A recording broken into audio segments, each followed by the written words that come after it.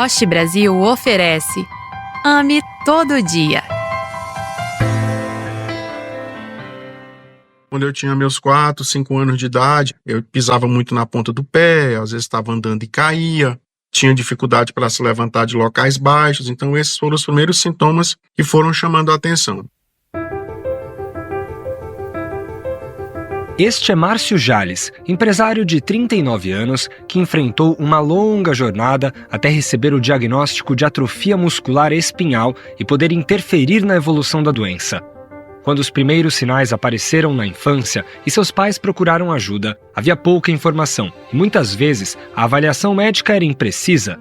Um ortopedista disse que as quedas se deviam a uma mania dele pisar na ponta do pé, outro que era apenas um problema de quadril.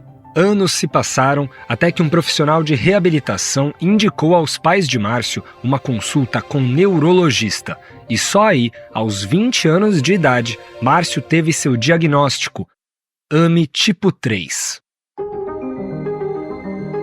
Eu me chamo Breno Zonta e este é o segundo episódio da nossa série Ame Todo Dia. No primeiro episódio, explicamos o que é a atrofia muscular espinhal. Agora, vamos entender como, até poucos anos atrás, era longa a jornada do paciente, até enfim ter o diagnóstico e poder alterar o curso natural da doença. Naquele tempo foi muito dificultoso, né? Porque era como se a gente vivesse num oceano atrás de uma solução. Imaginam que as pessoas que têm doenças raras são pessoas que não podem ter acesso à sociedade, a estudar, a ter uma vida normal, né? Hoje a gente tem acesso a tudo isso. Eu tenho 39 anos, sou empresário, algo totalmente atípico de que a gente se imaginava quando eu tive meu diagnóstico, né? Porque quando eu tive meu diagnóstico, eu estava com os dias contados. Segundo o levantamento da Genetic Alliance UK, pessoas com doenças raras levam de 6 a 8 anos para conseguir um diagnóstico assertivo. No caso de Márcio, o primeiro passo foi identificar os sinais motores, fraqueza intensa, desequilíbrio e as quedas frequentes. Feito isso, o único exame disponível na época era delicado, a coleta de uma parte do músculo afetado para biópsia, e não havia opções de tratamento. Márcio se preocupava, mas o neurologista pediu que esperasse e disse que nos próximos anos o cenário poderia mudar. E de fato mudou.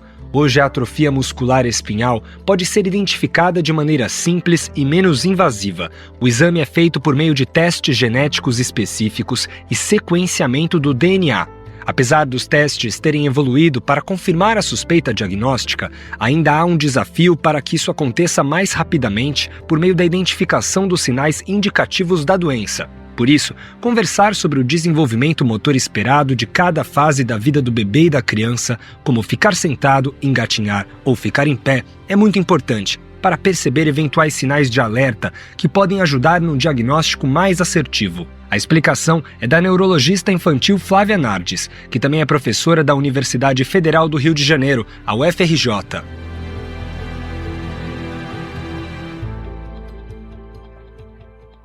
Na neurologia, a gente costuma dizer que neurônio é tempo.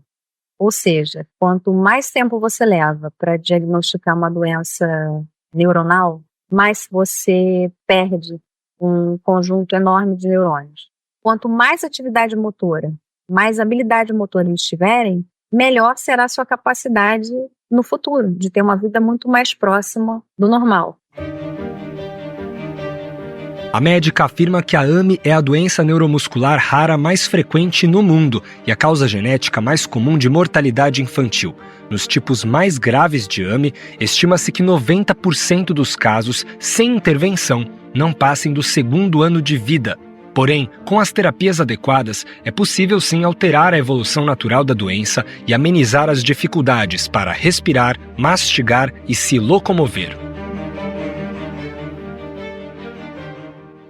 Se eu não tivesse tido acesso ao tratamento há 4 anos atrás, eu hoje estaria totalmente debilitado. A principal mudança é saber que hoje eu tenho uma doença estacionada, né? Tudo que para, a gente começa a recuperar, porque a gente recuperava e perdia, né? Então, hoje eu tenho menos fadiga, eu dirijo, eu faço tudo, a gente tem tonicidade muscular. A gente que era fadado a logo perder a vida, né? Hoje a gente já consegue ver a nossa vida a longo prazo.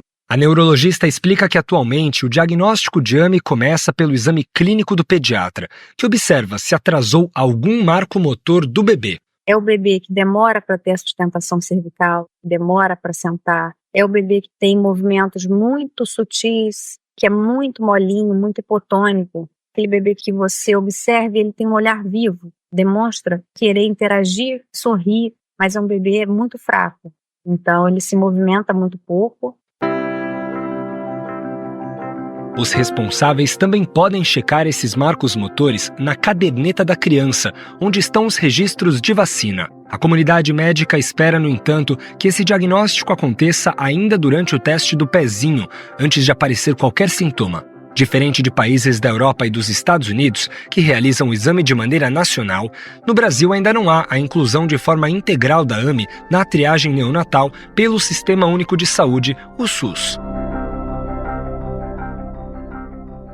O ideal é que a gente caminhe numa ideia de conseguir ser incluído no teste do pezinho para que esse diagnóstico seja alcançado antes das manifestações clínicas. A AME é uma doença grave, tratável, cujo início do tratamento modifica completamente a história natural da doença, o prognóstico e a mortalidade. Então, é um diagnóstico que a gente não pode deixar passar de forma nenhuma. Além de defender amplo acesso ao teste do pezinho e ao exame genético, a doutora Flávia faz questão de combater a desinformação e o preconceito. Ela lembra que os pacientes com AME perdem apenas neurônios motores, mas são pessoas que preservam todos os neurônios responsáveis por inteligência, raciocínio, memória e capacidade de cultivar todo tipo de sentimento, para uma vida longa, prazerosa e ativa. A audiosérie AME Todo Dia é uma produção do Grupo Rádio Web, roteiro e locução Breno Zonta, edição de áudio Marcelo Bonora, coordenação Daniel Fagundes e gerência de conteúdo Mariana de Freitas.